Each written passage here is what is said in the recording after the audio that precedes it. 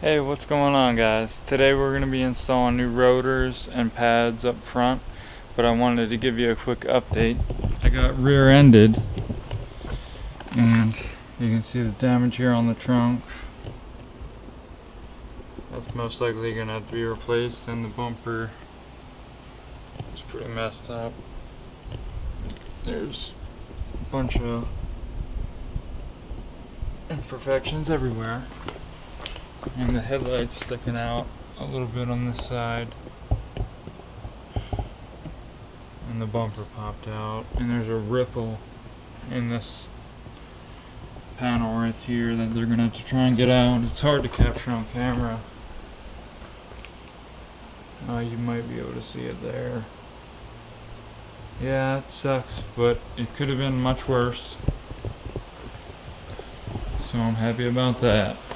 Alright guys, so we're going to want to remove the pads first, and it's going to have these two clips. Pull them out.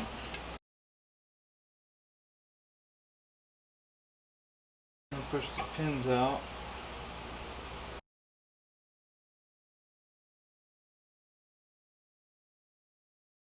Now you're going to want to, since I'm replacing pads and rotors, it doesn't really matter, pushing the pistons in. Alright, we'll remove these 19mm bolts.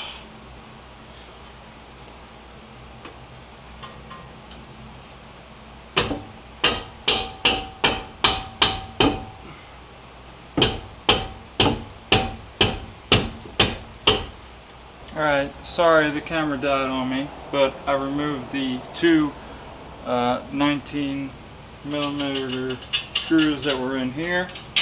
Two of them right there.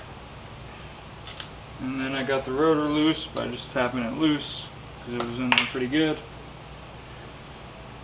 And now I'm going to clean everything up and get the new stuff installed.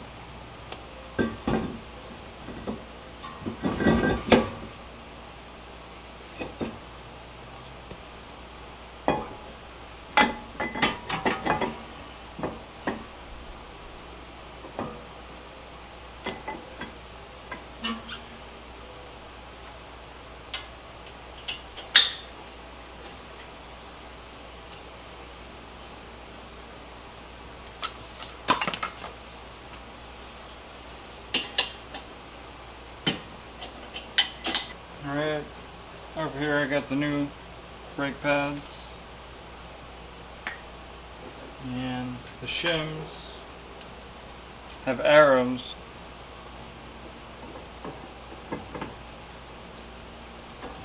Alright, so you want to have your pins cleaned. Already did that. You got this piece that goes here in the center.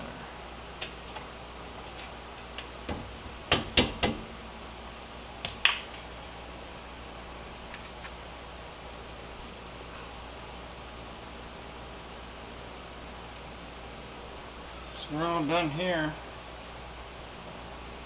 Go do the same thing on the other side. I'm just doing the front for today. I've had a weird squeaking noise up front, and I think it was the warped rotor.